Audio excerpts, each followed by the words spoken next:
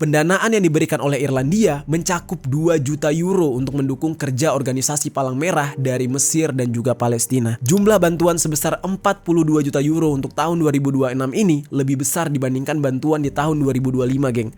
Tahun lalu, Irlandia memberikan bantuan sebesar 36 juta euro dan terhitung sejak tahun 2023, Irlandia sudah menyalurkan bantuan sebesar 144 juta euro untuk membantu rakyat Palestina.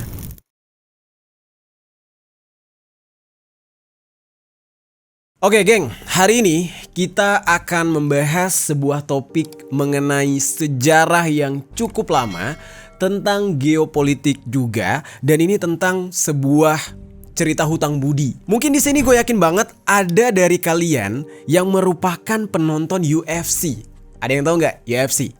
Ya, yang familiar itu adalah pertandingan antara Khabib Nurmagomedov melawan Conor McGregor. Yang mana Conor McGregor ini adalah orang Irlandia, sementara Khabib itu adalah orang Dagestan. Yang mana backgroundnya, orang Dagestan merupakan mayoritas Muslim atau mayoritasnya Islam. Kalau kita lihat dari pertandingan antara McGregor dengan Khabib, itu seolah-olah McGregor ini benci banget sama Khabib.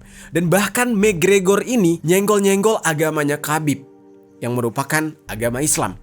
Padahal, kalau kita tarik sejarahnya, negaranya McGregor, yaitu Irlandia, sangat-sangat respect terhadap Islam, terhadap orang-orang Muslim, kerajaan Islam, dan negara yang bermayoritaskan orang Islam.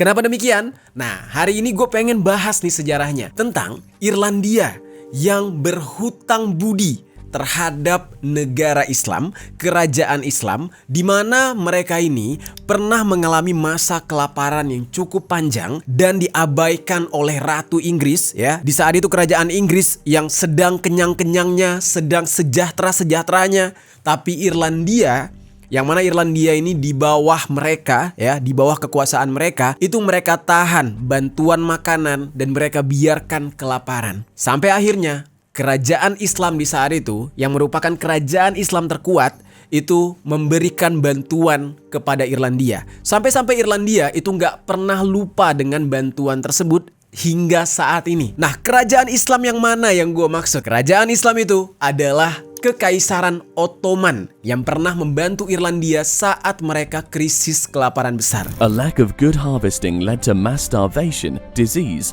and the deaths of nearly 1 million people. One of the unexpected sources of aid in this crisis was the Ottoman Caliphate. Sultan Abdulmajid I went out of his way to try to help so he could ease the suffering of the Irish people. Sultan Abdulmajid was only 23 years old in 1847. Makanya geng, ketika seorang Conor McGregor benci banget terhadap Khabib Nurmagomedov sampai-sampai ngata-ngatain soal agamanya Khabib, itu sangat kontradiktif sebenarnya. Gue yakin banget tuh banyak orang Irlandia yang sebenarnya juga marah terhadap Conor karena secara sejarahnya mereka itu bisa terselamatkan dari kematian atas kelaparan karena umat Islam, karena pemerintahan Kekaisaran Ottoman. Yang otomatis ya bisa kita katakan orang-orang Dagestan itu masih ada keturunan darah Turki. Orang-orang Turki yang berperang di Gunung Kaukasus, ya sekarang berdirilah negara-negara dengan nama Stan. Dagestan, Kurdistan, Afghanistan, dan lain-lain. Harusnya Conor McGregor itu respect dan hormat terhadap Khabib karena sejarah tersebut. Kita bisa lihat ya bagaimana Irlandia sangat mendukung Palestina. Padahal negara-negara lain di Eropa itu semuanya mendukung Israel. Mereka sebagai negara barat sangat membela Israel. Cuma Irlandia lah yang bisa dikatakan secara penuh mendukung Palestina. Hari ini gue pengen ajak kalian untuk membahas soal sejarah tersebut, geng. Bagaimana latar belakang sejarahnya dan ya seperti apa semua ini bermula. Langsung aja kita bahas secara lengkap. Halo geng, welcome back to Kamar Jerry.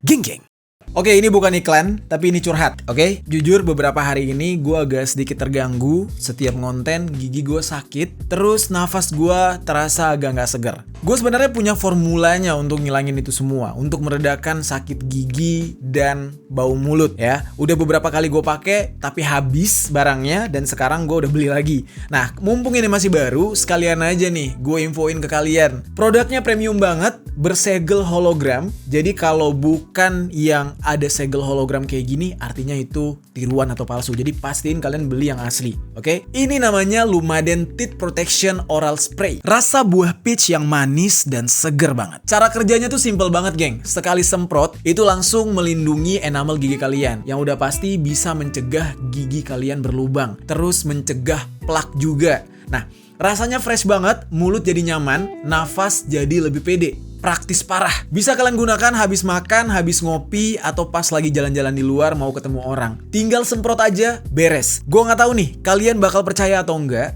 kemanapun gue pergi, gue pasti ngantongin benda ini. Karena ngebantu banget. Ketika mau ketemu orang, hal yang pertama kita lakukan adalah memastikan kita rapi, wangi, ya termasuk mulut juga harus wangi. Ya buat jaga-jaga, gue harus selalu bawa benda ini. Gue yakin banget kalian bakal butuh juga. Jadi kalau kalian memang merasa butuh, kalian bisa langsung check out, linknya udah ada di bawah. Oke, untuk pembahasan yang pertama, kalau kita mau membahas sejarah ini, memang kita harus bahas dulu soal penjajahan Inggris atas Irlandia. Nah, ini merupakan salah satu faktor penting yang membentuk cara pandang Irlandia terhadap negara Islam. Kalau kita pikir-pikir ya, padahal Irlandia dengan Inggris, mereka ini sama-sama orang berkulit putih.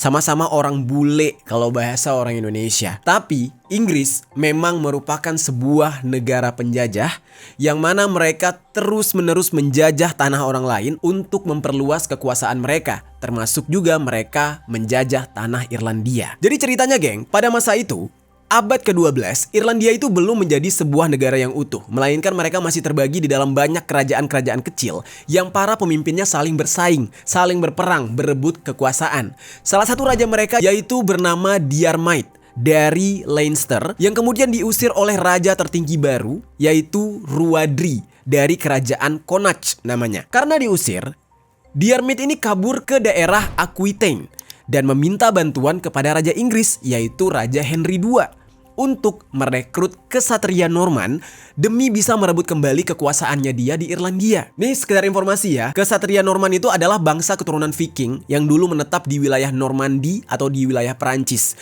Tapi seiring waktu mereka menjadi bagian dari bangsawan Eropa dan punya hubungan erat dengan Inggris, terutama setelah penaklukan Inggris tahun 1066 oleh William the Conqueror yang juga merupakan orang Norman. Di saat itu geng, karena banyaknya bangsawan dan kesatria Norman yang loyal kepada Raja Inggris, maka para kesatria Norman ini mau direkrut, mau diminta bantu, dan mereka meminta izin terlebih dahulu kepada Raja Henry II. Dan Raja Henry II pun memberikan izin sampai akhirnya pasukan kesatria Norman mulai masuk ke Irlandia sekitar tahun 1167, disusul oleh pasukan Wales dan juga Flemish. Beberapa wilayah pun akhirnya berhasil direbut kembali oleh si Raja Diarmait tadi dengan pasukan Norman yang membela dia. Dan Diarmait di saat itu sampai menunjuk menantunya sendiri yang bernama Richard de Clare alias dengan nama julukan Strongbow sebagai penerusnya dia atas kekuasaan di Irlandia. Nah, hal ini malah membuat Raja Henry II menjadi khawatir kalau bakal muncul kekuatan Norman baru di Irlandia yang bisa menjadi ancaman. Jadi ibaratnya gini, awalnya Raja Henry nggak apa-apa nih ya, kesatria Norman itu dipakai atau dipinjam oleh si Diarmait tadi untuk menaklukkan Irlandia kembali. Nah, setelah Irlandia takluk, udah pasti kan para kesatria Norman ini diberikan hak spesial gitu ya. Raja Henry II itu takut. Wah, kalau diberikan hak spesial di daerah Irlandia, nanti kesatria Norman ini malah memberontak ke dia. Nah, dia takutlah di saat itu. Akhirnya, Raja Henry II turun langsung ke Irlandia pada tahun 1171 dengan armada yang cukup besar, dengan pasukan yang cukup besar. Dia merupakan Raja Inggris yang pertama yang pernah menginjakkan kaki di Irlandia.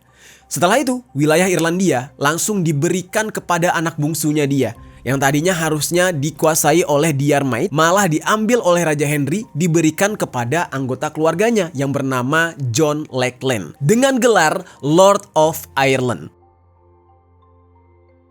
Ketika John menjadi Raja Inggris selanjutnya, wilayah Irlandia otomatis masuk ke bawah kekuasaannya kerajaan Inggris. Karena kan itu sudah dihadiahkan oleh ayahnya untuk dia.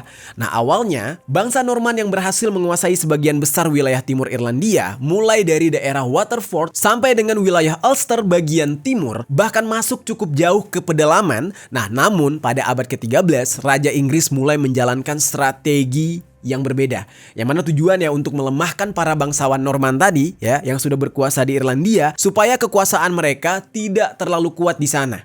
Dan kekuatan Norman pun akhirnya dibuat goyah oleh Raja Inggris di saat itu. Karena Raja Inggris yang tadinya berteman dengan kesatria Norman yang sudah menjadi bangsawan Norman itu mulai menyerang para bangsawan Norman ini. Dan para bangsawan Norman ini kan dulunya memang kesatria, tapi karena mereka udah diberikan kekuasaan, diberikan hal-hal yang enak, ya mereka udah pasti melemah gitu. Jarang berperang, jarang latihan. Akhirnya semakin lama mereka semakin lemah karena sering diserang. Pada tahun 1261, kelemahan Norman semakin terlihat setelah mereka dikalahkan oleh pasukan Irlandia. Setelah itu, konflik antar bangsawan terus berlangsung selama sekitar 100 tahun. Dan hal ini menyebabkan banyak wilayah jadi hancur, terutama di sekitar Dublin. Dan dalam kondisi yang kacau balau tersebut, banyak penguasa lokal Irlandia yang berhasil merebut kembali tanah mereka, geng. Terus geng, pada tahun 1348, itu datanglah wabah yang bernama Black Death. Gue yakin banget kalian udah sering mendengar ini, bahkan di pelajaran SD pun kita sempat membahas hal ini ya. Wabah Black Death ini membunuh banyak orang Inggris dan orang-orang Norman sendiri yang tinggal di kota. Sementara orang-orang Irlandia asli yang tinggal di pedesaan itu nggak terlalu terdampak. Mereka lebih sehat hidupnya. Dan wilayah kekuasaan Inggris pun pelan-pelan menyusut gara-gara adanya wabah Black Death ini. Cuma tersisa sekitar di area Dublin aja. Kemudian masuklah ke akhir abad ke-15. Kekuasaan Inggris di Irlandia di saat itu perlahan mulai terkikis dan hampir hilang total. Inggris sedang sibuk dengan konflik internal mereka, jadi mereka udah nggak memperhatikan lagi daerah kekuasaan mereka yang ada di luarnya. Di saat itu terjadi konflik yang bernama Wars of the Roses, yang mana ini membuat perhatian mereka ke Irlandia jadi berkurang. Akhirnya kekuasaan di Irlandia lebih banyak dipegang oleh bangsawan lokal, khususnya dari keluarga Fitzgerald dari Kildare yang mengendalikan wilayah dengan kekuatan militer dan aliansi. Jadi mereka ini adalah orang-orang kaya yang mampu membayar tentara dan juga aliansi-aliansi mereka dengan kerajaan lain. Nah akhirnya keluarga inilah yang bisa menguasai Irlandia di saat itu. Nah tapi meskipun begitu, Inggris itu tipis-tipis masih mencoba mengontrol lewat hukum. Jadi tahun 1494 dibuatlah yang namanya Poynings Law, yang mana pada dasarnya ini membuat parlemen Irlandia harus tunduk ke parlemen Inggris yang ada di Westminster. Mulai tahun 1536, Raja Henry ke-8 dari Inggris memutuskan untuk menguasai Irlandia kembali, ya, mulai berfokus lagi mereka ke Irlandia secara penuh. Yang tadinya udah mulai lupa, mereka balik lagi ke Irlandia. Ini terjadi karena keluarga yang tadinya berkuasa, yang namanya Fitzgerald tadi, itu dianggap sudah tidak lagi bisa dipercaya oleh dinasti Tudor. Mereka ini sudah tidak lagi sejalan dengan kepentingan raja, bahkan sempat mendukung pihak lain untuk menjadi Raja Inggris dan juga melakukan pemberontakan. Dan setelah pemberontakan itu berhasil dipadamkan, Raja Henry ke-8 mulai khawatir Irlandia bakal menjadi tempat munculnya pemberontakan baru atau bahkan basis serangan dari luar terhadap Inggris. Bisa dikatakan ya, kerajaan Inggris itu selalu curiga, selalu ketakutan kalau mereka itu bisa dikudeta atau diserang oleh negara-negara yang di bawah kekuasaan mereka, yang mana negara tersebut bisa saja muncul pemberontak di sana. Akhirnya diambillah langkah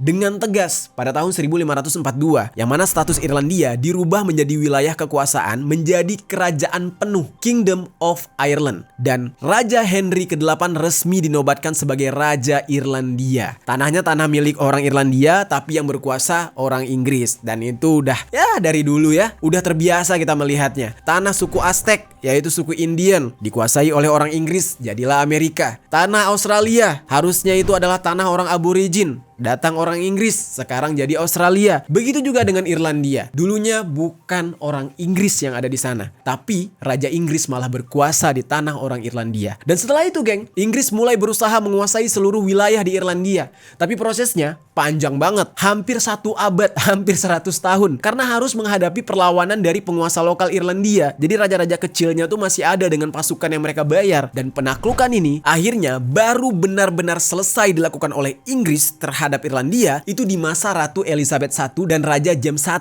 Itu pun setelah serangkaian konflik yang benar-benar brutal dan gak manusiawi. Banyak banget memakan korban jiwa di saat itu. Nah, sejak saat itu, pemerintah Inggris di Dublin itu akhirnya bisa mengontrol seluruh Irlandia secara langsung, termasuk melucuti kekuatan para penguasa lokal di sana. Tapi masalahnya belum kelar. Inggris juga masih mencoba mengubah orang-orang Irlandia dari agama Katolik menjadi Protestan. Jadi misionarisnya juga banyak di sana. Dan selain itu, Inggris menjalankan kebijakan yang disebut dengan plantation, yaitu tanah milik orang Irlandia Katolik disita semua, diganti dengan pemukim Protestan dari Inggris dan Skotlandia. Udah mulai merambah ke agama. Para pendatang ini kemudian menjadi kelas penguasa baru di Irlandia. Dan untuk memperkuat kontrol, Inggris juga membuat berbagai hukum tersendiri yang disebut oleh mereka dengan penal laws, yang mana ini membatasi hak umat Katolik Irlandia dan kelompok lain supaya mereka terdorong pindah ke agama resmi Inggris, yaitu gereja Anglikan.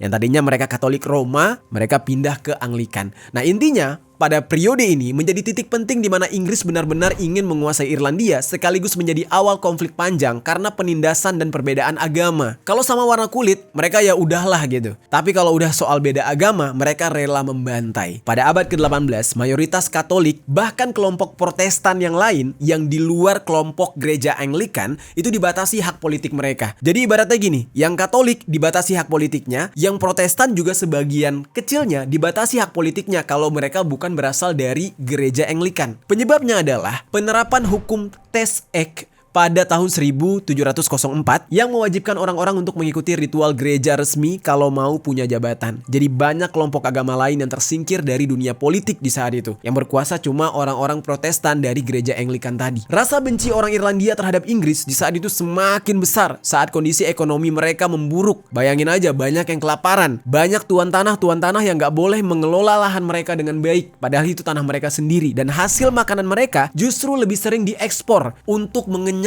kerajaan Inggris. Jadi hasil bumi mereka kayak beras, apapun lah, jagung, semuanya itu nggak bisa mereka makan. Semuanya diambil oleh kerajaan Inggris, diekspor ke Inggris untuk mengenyangkan kerajaan Inggris dan rakyat Inggris. Terus ditambah lagi, 2 musim dingin ekstrim di akhir yang namanya Little Ice Age menyebabkan kelaparan besar pada tahun 1740 dan 1741. Yang mana ya? Ini harus gue jelaskan sedikit ya. Di masa musim dingin, orang-orang di sana tuh nggak bisa bekerja, geng. Jadi cara mereka itu adalah menimbun makanan. Mereka itu bertani selama musim panas, ya kan? Mereka menanam semua kebutuhan untuk mereka makan. Ternak mereka juga. Nah, nanti selama musim dingin, mereka itu nggak ngapa-ngapain. Di dalam rumah aja. Memanfaatkan hasil panen yang udah lalu di saat musim panas tadi. Tapi karena semua stok makanan mereka udah diambil oleh Inggris, akhirnya mereka nggak bisa apa-apa. Makan nggak bisa, mau cari makanan di luar juga dingin banget, salju. Dan akhirnya ini menyebabkan kematian yang cukup besar, menewaskan sekitar 400.000 orang dalam kurun waktu cuma beberapa hari, dan membuat lebih dari 150.000 orang itu memilih untuk cabut dari Irlandia karena nggak ada yang bisa dimakan. Daripada mati di sana, mereka cabut semuanya. Aturan perdagangan Inggris juga memperburuk keadaan mereka karena semua produk-produk Irlandia itu dikenai pajak saat masuk ke Inggris. Jahat banget kan? Jadi mereka serba salah. Mereka mau menjual produk mereka ke Inggris biar sedikit mendapatkan keuntungan, tapi ada pajaknya yang cukup besar. Sementara Inggris bebas ngambil produk mereka atau justru memasukkan produk Inggris sendiri ke Irlandia tanpa harus membayar pajak kepada Irlandia. Jadi Irlandia benar-benar dizolimi habis-habisan oleh Inggris di masa itu. Sampai pada akhirnya, geng, di tengah situasi ini muncul upaya reformasi yang didorong oleh pemimpin kelompok parlemen Irlandia yang bernama Henry Grattan. Nah, dia memperjuangkan hubungan dagang yang lebih adil dengan Inggris dan juga memperjuangkan kebebasan yang lebih besar untuk parlemen Irlandia. Jadi istilahnya itu dia memperjuangkan hak-hak orang Irlandia. Nah, tapi sayangnya upayanya dia ini nggak berjalan mulus, terutama soal pemberian hak politik secara penuh pada umat Katolik. Ya akhirnya sekelompok umat Protestan, kebanyakan kaum dari Presbyterian, membentuk organisasi yang lebih radikal yang disebut dengan United Irishmen yang berujung pada pemberontakan tahun 1798.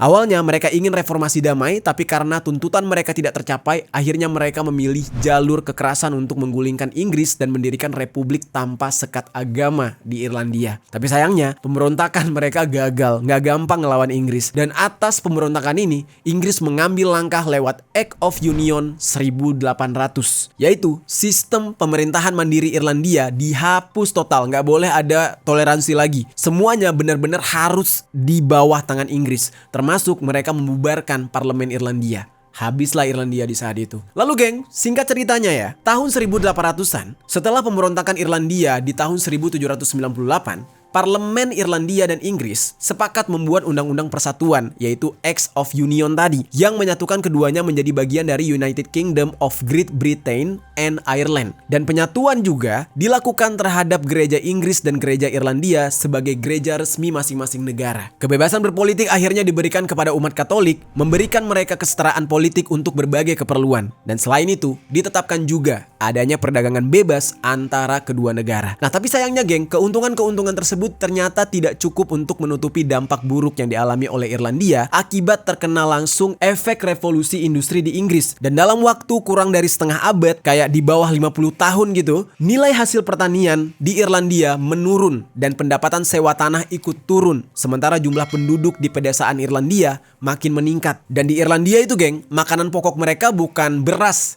tapi mereka itu makannya kentang. Yang mana kentang-kentang milik petani itu membusuk di dalam tanah akibat penyakit tanaman, sehingga membuat ladang-ladang kentang mereka gagal panen. Nah, hal ini lagi-lagi menyebabkan terjadinya krisis pangan yang sangat parah yang disebut dengan Great Irish Famine pada tahun 1845. Dan dampaknya besar banget. Terjadi kelaparan massal yang lebih gila dari sebelumnya dan terjadi migrasi besar-besaran. Orang-orang pada keluar dari Irlandia. Populasi Irlandia turun drastis karena banyak yang meninggal dunia. Yang tadinya lebih dari 8 juta jiwa tiba-tiba berkurang hanya tersisa 4,4 juta jiwa. Nah, bahasa asli Irlandia yaitu Gaelic juga mulai hilang, mulai dilupakan, dan orang-orang mulai berbahasa Inggris. Nah, kelaparan inilah yang menjadi sebuah neraka berkepanjangan bagi Irlandia yang membuat rakyat mereka hampir saja punah. Nah, sekarang gue pengen ajak kalian untuk masuk ke dalam pembahasan. Tibalah bantuan Kekaisaran Ottoman atau Kesultanan Utsmaniyah, yaitu Kesultanan Islam, ke Irlandia di saat Irlandia dibiarkan kelaparan dan terlantar oleh Inggris. Seperti apa kisahnya? Kita bahas.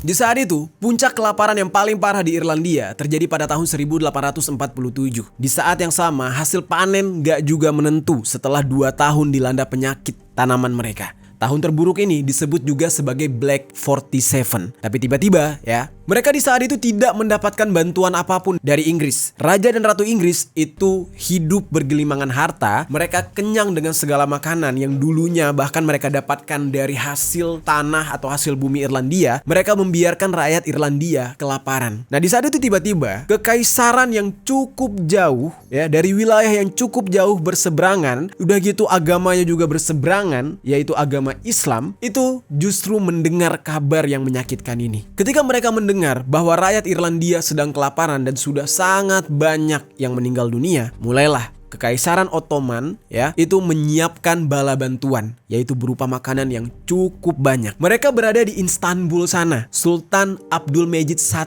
Mereka mendengar kabar tentang krisis tersebut, yang mana kabar ini itu bermula dari seorang dokter gigi, geng. Nah, jadi kebetulan nih, geng ya, Sultan Abdülmecid I itu sedang berobat gigi. Dokter giginya itu adalah orang dari Irlandia, yang otomatis dia sudah mendengar kabar kalau saudara-saudaranya di Irlandia sedang dilanda kelaparan. Dan tanpa pikir panjang, sang sultan langsung menawarkan bantuan sebesar 10.000 pound sterling untuk membantu masyarakat Irlandia yang kelaparan. Di saat itu, bantuan yang akan diberikan oleh Kekaisaran Ottoman ini gak semerta-merta langsung bisa dikirim, enggak. Tawaran ini didengar oleh duta besar Inggris ya, dan dia malah meminta sang sultan untuk mengurangi jumlah bantuannya. Jadi Inggris di saat itu nggak mau melarang si Sultan Ottoman ini untuk membantu Irlandia, karena dia tahu kalau misalkan dilarang itu artinya kayak bener-bener nggak manusiawi banget pihak Inggrisnya. Dia hanya meminta kurangi jumlahnya, nggak usah banyak-banyak lah. Kenapa demikian? Karena gengsi, geng. Gengsi itu tadi. Jadi kayak mereka itu nggak mau ada sosok yang benar-benar menjadi pahlawan di mata orang Irlandia atau bahkan di mata dunia.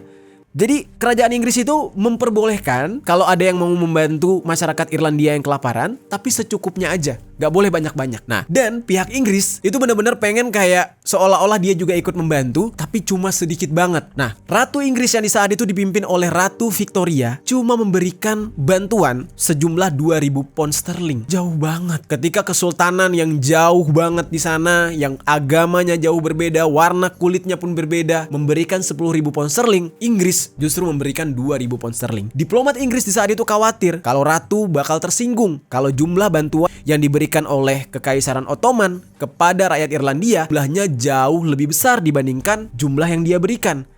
Nah, apalagi Irlandia di saat itu merupakan bagian dari kekuasaan Britania Raya, alias di bawah kekuasaannya dia. Nah, akhirnya nih, sebagai bentuk diplomasi, Sultan Abdul Majid I mematuhi hal tersebut. Dia memangkas tawaran bantuannya cuma sebesar 1.000 pound sterling aja, agar nggak dianggap menyinggung Ratu Victoria. Kalian bayangkan lah tuh, geng. Dari 10.000 ya, demi gengsinya Ratu Inggris, dia turunkanlah menjadi 1.000. Tapi si Sultan ini tahu kalau dia hanya memberikan bantuan sedikit, itu artinya tidak akan menolong banyak orang. Itu cuma kayak ibaratnya ya, kalau kita makan nih cuma nyangkut di gigi doang, sementara nggak masuk ke dalam lambung perut ibaratnya. Karena si Sultan ini tetap ingin memberikan bantuan yang lebih besar untuk masyarakat Irlandia, akhirnya dia mengirimkan 3-5 kapal yang membawa makanan utuh, makanan jadi, obat-obatan, pakaian, dan keperluan lainnya ke Irlandia. Jadi bukan dalam bentuk bantuan uang, emas, atau apapun. Nah, bantuan tambahan ini dikirim secara diam-diam tanpa melalui proses izin terlebih dahulu kepada kerajaan Inggris. Nah,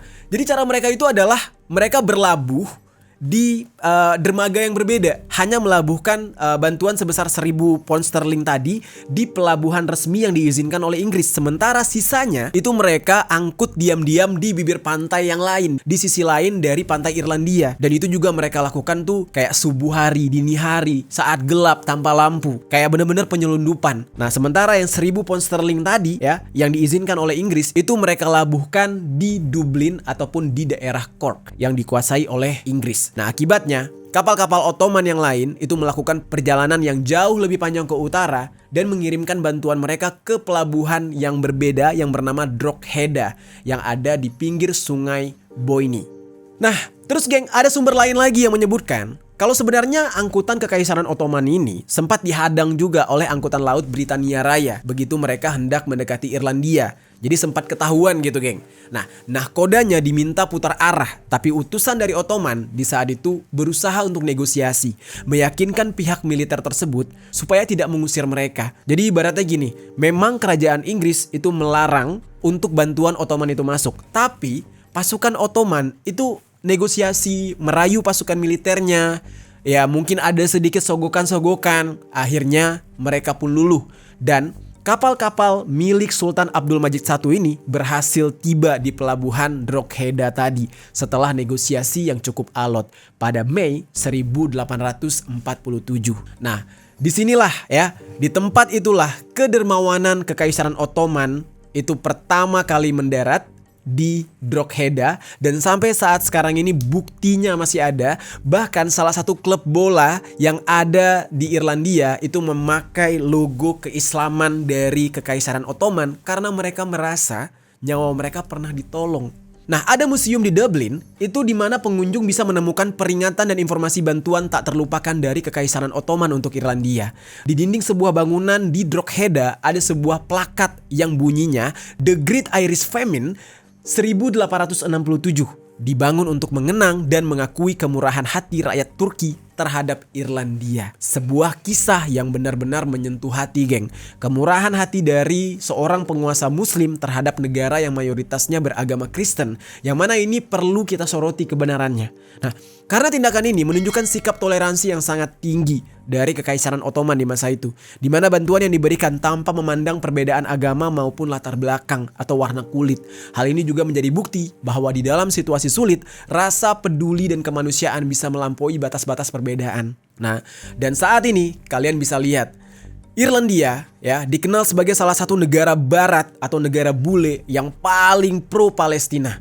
Pengalaman mereka sebagai bangsa yang sama-sama pernah dijajah oleh Inggris membuat Irlandia jadi mendukung Palestina.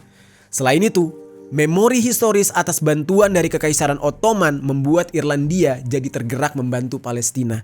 Nah jadi geng, buat yang belum tahu, pada tahun 1516 sampai akhir Perang Dunia I, Palestina merupakan bagian dari Kekaisaran Ottoman, geng. Dan Kekaisaran Ottoman ini wilayahnya memang luas banget, mengelilingi Laut Mediterania dan mencakup daerah pesisir di Afrika Utara, Timur Tengah, sampai sebagian besar Eropa Tenggara. Di tahun 1918, Inggris berhasil menguasai Palestina, merebut Palestina dari tangan Ottoman, dan mereka mengatur Palestina sebagai wilayah mandat atau wilayah yang dikelola sementara oleh negara lain sampai tahun 1948 ya, sebelum ya tanah Palestina itu diberikan kepada Israel oleh Inggris. Nah, di tahun itu wilayah tersebut dibagi menjadi dua negara dengan sistem pembagian yang diambil dari Undang-Undang Pemerintahan Irlandia tahun 1920 yang sebelumnya juga dipakai untuk membagi Irlandia. Jadi make sense ya?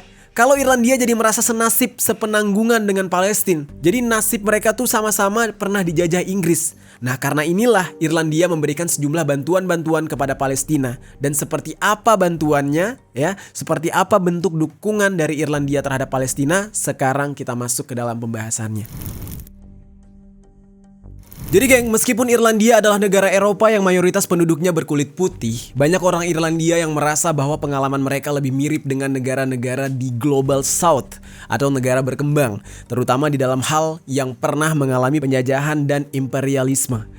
Ketika melihat apa yang terjadi dengan rakyat Palestina, mereka merasa bahwa luka lama mereka itu seolah-olah diingatkan kembali atau terbuka kembali. Luka lama di sini maksudnya yaitu pengalaman pahit Irlandia saat dijajah oleh Inggris. Kesamaan lain antara Irlandia dan Palestina adalah keberadaan pasukan yang disebut dengan Black and Tans. Mereka adalah pasukan polisi Inggris yang terkenal kejam karena membunuh warga sipil Irlandia pada awal abad ke-20. Setelah Irlandia merdeka, pasukan Black and Tans ini itu kemudian dikirim ke Palestina yang saat itu masih berada di bawah mandat Inggris. Di sana mereka menjalankan kekuasaan kolonial terhadap penduduk yang sebagian besar adalah orang Arab. Nah, dari kesamaan-kesamaan itulah dukungan Irlandia terhadap Palestina itu sangat tinggi. Bahkan menurut survei, dukungan ini lebih tinggi dibandingkan beberapa negara yang mayoritas penduduknya Muslim. Nah, apa aja nih bentuk dukungan dan bantuan mereka? Jadi kita awali dengan pada tanggal 28 Mei 2024, Irlandia secara resmi mengakui Palestina sebagai sebuah negara. Langkah yang pada saat itu dikecam oleh Israel. Nah, selain itu, saat sejumlah negara memutuskan untuk menghentikan bantuan kepada UNRWA atau Badan PBB yang menangani pengungsi Palestina karena tuduhan bahwa 12 pekerja UNRWA ikut serta membantu Hamas di dalam serangan ke Israel pada tanggal 7 Oktober 2023, Irlandia justru menolak menghentikan bantuan mereka. Malah mereka bersedia menambah dana sebesar 20 juta euro. Dan adapun bantuan ini itu hadir di dalam bentuk distribusi makanan, akses pendidikan, serta layanan kesehatan. Dukungan dari Irlandia untuk Palestina itu disuarakan juga oleh berbagai pihak dengan aksi yang nyata, baik dari pihak pemerintah, parlemen, maupun warga sipil Irlandia sendiri. Pemerintah Irlandia itu tetap berkomitmen memberikan bantuan pendanaan untuk UNRWA, sementara parlemen menyerukan sanksi terhadap Israel termasuk seruan embargo senjata internasional. Nah, 4 senator Irlandia yaitu Franz Black, terus ada Lane Ruane, terus ada Alice Mary Higgins, dan juga Eileen Flynn itu mengajukan mosi untuk mencegah masuknya senjata Amerika Serikat ke Israel melalui wilayah udara dan pelabuhan Irlandia. Kalau kalian pikir bantuan Irlandia untuk Palestina cuma sampai sebatas itu aja, salah. Karena masih ada segudang bantuan lainnya. Di Gaza misalnya, kondisi kemanusiaan terus memburuk akibat konflik yang berulang dan blokade ekonomi. Nah, untuk membantu mengatasi hal ini, Irlandia tidak hanya memberikan bantuan darurat, tapi juga berinvestasi di dalam solusi jangka panjang, yang salah satunya adalah pendanaan pembangunan pembangkit listrik tenaga surya yang digunakan untuk mengoperasikan fasilitas pengolahan limbah di Gaza. Dan langkah ini bertujuan untuk mengurangi tekanan pada sistem listrik yang terbatas sekaligus mencegah krisis kesehatan akibat sanitasi yang buruk. Dan di samping itu, di tepi barat, banyak warga Palestina hidup dalam ancaman pengusiran paksa. Irlandia bersama dengan mitra internasional memberikan bantuan kemanusiaan, material, dan juga bantuan hukum untuk melindungi masyarakat yang paling rentan, termasuk di wilayah Yerusalem Timur. Nah, upaya ini penting untuk memastikan mereka tetap memiliki tempat tinggal dan perlindungan di tengah situasi yang gak menentu di saat itu, geng. Lebih dari sekedar bantuan darurat, Irlandia juga berfokus pada masa depan Palestina. Mereka mendukung penguatan lembaga pemerintahan Palestina serta mendanai organisasi masyarakat sipil yang memperjuangkan hak asasi manusia. Dan selain itu, Irlandia juga membantu meningkatkan kualitas sistem pendidikan dan membuka akses yang lebih luas untuk anak-anak Palestina. Bahkan melalui program beasiswa, mahasiswa Palestina diberi kesempatan untuk melanjutkan studi ke Irlandia. Ditampung geng sama orang Irlandia. Irlandia juga sampai menaruh perhatian khusus pada kesetaraan gender. Perempuan dan anak perempuan di Palestina sering sekali menghadapi resiko yang lebih besar di dalam situasi konflik, termasuk kekerasan berbasis gender. Oleh karena itu, Irlandia mendukung berbagai organisasi yang bertujuan untuk melindungi perempuan serta memperkuat peran mereka di dalam kehidupan sosial dan juga publik. Semua langkah ini menunjukkan bahwa bagi Irlandia, membantu Palestina bukan lagi soal merespon krisis sesaat, tapi lebih dari itu. Ini adalah upaya jangka panjang untuk membangun kehidupan yang lebih layak dan memperkuat masyarakat Palestina dan membuka jalan menuju masa depan yang lebih baik dan stabil serta damai untuk orang-orang Palestina. Dan baru-baru ini, Menteri Luar Negeri Irlandia yaitu Helen McEntee itu melakukan perjalanan ke perbatasan Rafah antara Mesir dan Gaza. Dia langsung turun ke lapangan. Nah, dia bilang kalau Irlandia bakal mengalokasikan dana sebesar 42 juta euro untuk rakyat Palestina pada tahun 2026. 20 juta euro diantaranya bakal dialokasikan untuk mendukung kerja badan PBB yaitu UNRWA dalam menyediakan layanan bagi para pengungsi Palestina di Gaza, di tepi barat dan wilayah sekitarnya. Nah, terus juga Menteri Helen ini bilang dana yang diumumkan hari ini menunjukkan dukungan keberlanjutan Irlandia terhadap rakyat Palestina serta komitmen mereka dalam mendukung mitra PBB yang memberikan bantuan dan layanan yang penting untuk Palestina. Dan dia juga bilang situasi kemanusiaan dan hak asasi manusia di Gaza serta tepi barat masih sangat memprihatinkan. Bantuan dari Irlandia itu akan membantu menyediakan makanan, tempat tinggal, air, sanitasi, layanan kesehatan, dan pendidikan bagi masyarakat Palestina. Bantuan ini bakal disalurkan terutama melalui mitra PBB mereka, khususnya UNRWA. Dan selain itu, pendanaan yang diberikan oleh Irlandia mencakup 2 juta euro untuk mendukung kerja organisasi Palang Merah dari Mesir dan juga Palestina. Jumlah bantuan sebesar 42 juta euro untuk tahun 2026 ini lebih besar dibandingkan bantuan di tahun 2025, geng. Tahun lalu, Irlandia memberikan bantuan sebesar 36 juta euro dan terhitung sejak tahun 2023, Irlandia sudah menyalurkan bantuan sebesar 144 juta euro untuk membantu rakyat Palestina. Setelah dari Mesir, Menteri Helen tadi juga melanjutkan perjalanannya ke Yordania, geng. Dan dari sini dia mengikuti berbagai pertemuan politik serta melihat langsung kerja organisasi mitra yang membantu pengungsi Palestina dan juga Suriah, serta melihat komunitas yang menampung mereka di Yordania.